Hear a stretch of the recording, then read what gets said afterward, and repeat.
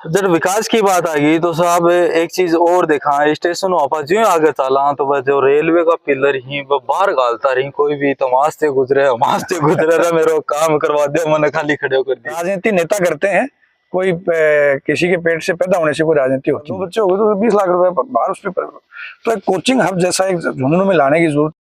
राम राम जी, पंचायती के अंदर थारो स्वागत है। आज आप एक झुंझुनू की जो युवा शक्ति है सुनील जी झाझड़िया बनकर साथ में आया हाँ और अणु जो का विजन ही और फिलहाल के टाइम पर ये कांग्रेस जो टिकट मांग कर रहे हैं भी के बारे में आप जाना गान का और झुंझुनू के प्रति के उद्देश्य है के अन्य हटा के कमियां लागी भी के बारे में बात करा। वीडियो में पूरा बना रहे हो, अंत तक बना रहे हो, शेयर करता रहे हो। राम राम जी सुनील जी। नमस्कार।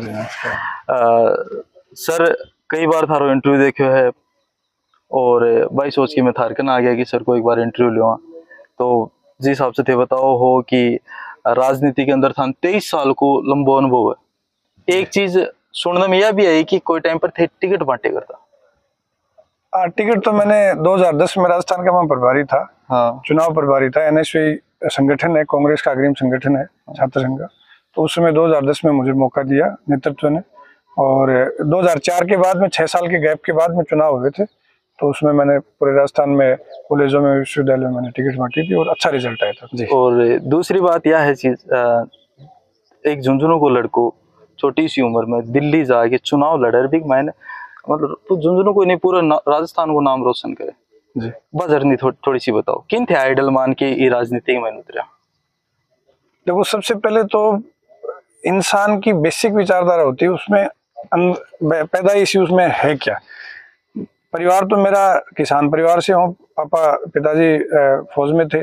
सैनिक स्कूल में मेरी स्कूलिंग हुई है और फिर महाराजा कॉलेज में मैं गया तो वहाँ पे मेरी बेसिक विचारधारा है कि किसी न किसी प्रकार से जो भी हमारे पास आए उसकी मदद की जाए। तो उसी के चलते मैं छात्र राजनीति में भी राजस्थान विश्वविद्यालय में छात्र राजनीति में रहा। उसके बाद में जब यहाँ राजस्थान यूनिवर्सिटी में मैं सक्रिय था तो उसी दौरान यहाँ पे चुनाव पे प्रतिबंध लग गया था। फिर आगे मैं जेएनयू में भी गया और अगर आप जैसे ये बात करते हो कि हाँ भाई कौन मेरी गाइडिंग फोर्स कौन है, महात्मा गांधी मेरे हमेशा से, जवाहरलाल नेहरू, महात्मा गांधी मेरे से, क्योंकि वो इंडिपेंडेंस मूवमेंट के हमारे नायक रहे हैं। झुंझुनू विधानसभा कांग्रेस को गढ़ माने जाएगा जी। शीश राम जी ओला अठे नहर पर राजनीति कर गया बनका लड़का है विजेंद्र जी ओला वह फिलहाल एमपी ही अठे 3-4 बार वह विधायक चुने गए। झुंझुनू विकास का मामला में भी फिलहाल के टाइम पर पिछड़े क्या कहना चाहो। काफी पिछड़ा हुआ है, बिल्कुल सही बात है आपकी। झुंझुनू शिक्षा के मामले में पूरे प्रदेश में जाना जाता था, देश में जाना जाता था। आज हमारे यहाँ के जो स्टूडेंट हैं उनको कोचिंग के लिए बाहर जाना पड़ता है, हायर एजुकेशन के लिए बाहर जाना पड़ता है। तो यहाँ पे अच्छे शैक्षणिक संस्थाओं की जरूरत है और इस पे काम करेंगे। और रही बात नहर की राजनीति तो नहर के पानी की विशेष तौर से यहाँ पे जरूरत है, चाहे पीने के पानी हो और चाहे यहाँ पे फसल के लिए पानी। कृषि है, कृषि में आय भी नहीं हो पा रही है क्योंकि पानी की व्यवस्था नहीं है। जब तक नहर नहीं आएगी तो तब तक कृषि तो चौपटी हो जाएगी। पीने के पानी में भी बड़ी विडंबना ये है कि यहाँ 2 विधानसभाओं के लिए पीने का पानी है। पूरे झुंझुनू जिले में केवल मंडावा और खेतड़ी के लिए अभी तक पीने का पानी मिला। तो बहुत सारे काम करने की जरूरत है। नहर के पानी पे राजनीति की जरूरत नहीं, काम करने की जरूरत है। तो ये मुद्दा की आवाज आपने सदन के महीने लगा कि आपने उम्मीदवार उठाई क्यों? सदन में भी आवाज उठाने की जरूरत है। कोई भी जनप्रतिनिधि हो, कोई भी चाहे किसी भी पार्टी का हो, कोई भी नेता हो, उसकी परफॉर्मेंस सदन में भी होनी चाहिए, क्षेत्र में भी होनी चाहिए। काम भी उस जब सदन में परफॉर्मेंस होगी तभी क्षेत्र में काम भी होंगे।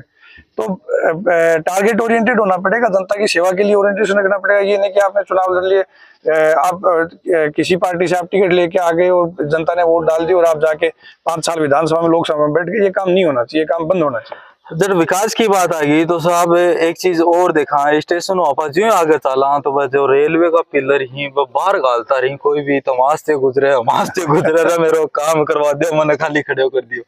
बारे में थोड़ा सा बताओ साहब। बिल्कुल बन को उद्धार क्या हो। बिल्कुल सही बात है। रेलवे का पिलर भी बाहर गाना लाग रहे हैं और दिन में कई बार है कि स्थिति हो जाए है कि मरीज आपनो मतलब जयपुर का नहीं मुंडो करे कोई इमरजेंसी सिचुएशन करना तो कई बार वो इमरजेंसी बैठी 10-15 मिनट वो फाटक बंद रहा है। ये बहुत ही एक नेगेटिव पॉइंट है। कितने दिनों से ये देख रहे हैं, केंद्र में भाजपा की सरकार को 10 से 11 साल हो गई यहाँ पे बीच में भाजपा की सरकार रह ली, अब वापस भाजपा की सरकार को आए हुए 9 महीने हो गए।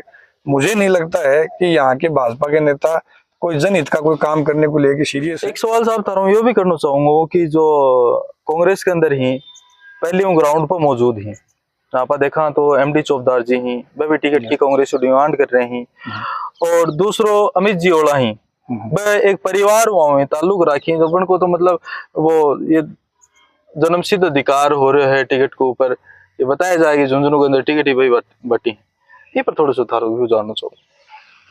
देखो आपने दो नेताओं को एक साथ नाम लेके फंसाने का सवाल पूछा आपने, लेकिन फिर भी देखो एमडी चौबदार जी ने लंबे समय तक पार्टी के लिए संघर्ष किया है और पार्टी में लोकतंत्र है, पार्टी उनका भी टिकट मांगने का अधिकार है और मैं इसका सम्मान करता हूँ। पार्टी अगर उनको अगर मौका देगी तो, या पार्टी तो किसी भी नेता को कार्यकर्ता को मौका देगी तो उसका साथ तो मैं दूंगा ही दूंगा। लेकिन दूसरे जब आपने अमित जी की जब बात की तो मैं तो इतना सा कहूंगा, देखना मेरा 23 साल का राजनीति का संघर्ष है। मैंने नीचे ग्राउंड पे कार्यकर्ता से लेके और एनएसयू में राष्ट्रीय स्तर पे काम किया, युवा कांग्रेस में काम किया, कांग्रेस में अभी भी कांग्रेस में लगातार संगठन में काम किया। अब तो आला कमान को और जनता को ये देखना है कि भाई एक तरफ तो 23 साल से जो साधारण परिवार से उठ के और संघर्ष करने वाले कार्यकर्ता को मौका देना है या फिर कोई किसी के पेड़ से पैदा होके और मतलब है ना उस प्रकार का अधिकार, जैसे कि आपने बात कही, वो तो पार्टी को आला कमान को देखना, जनता को देखना है। राजनीति नेता करते हैं, कोई किसी के पेट से पैदा होने से कोई राजनीति होती नहीं। तो सर एक मैंने परिवारवाद के थे खिलाफ हो के या समर्थन करो? देखो परिवारवाद के खिलाफ और समर्थन जैसी कोई बात नहीं होती राजनीति में। मैंने जैसे कि अभी आपको बताई कि राजनीति नेता करते हैं।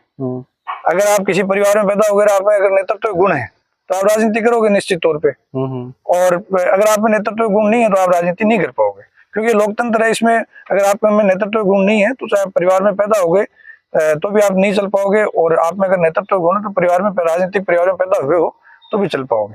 ये एक बेसिक सी मेरा ये ऑब्जर्वेशन रहा है, मैंने ये टिप्पणी जहाँ देखा कि सुमित्रा जी लास्ट कांग्रेस ओला परिवार के अलावा खड़े यार कांग्रेस जीते आवे और भी के अलावा खाली ते ही ताल ठोकी है थाने के लगा आगे को के हो सी के नहीं हो सी, वह थोड़ी सी बावर तो देखो लगने की तो बात ये है कि जैसे कि मैंने बताया, मेरी तो जो भावना है हाँ वो सेवा की भावना है। मैंने जब भी जहां भी जो भी काम किया, संगठन ने जो भी जिम्मेदारी दी वो पूरी निष्ठा के साथ में मैं निभाई। राजनीति में छात्र राजनीति में आया तो मैं सेवा की भावना थी, इसलिए मैं छात्र राजनीति में रहा। अब आज यहाँ क्षेत्र में आऊँ तो सेवा की भावना को लेके आया हूँ।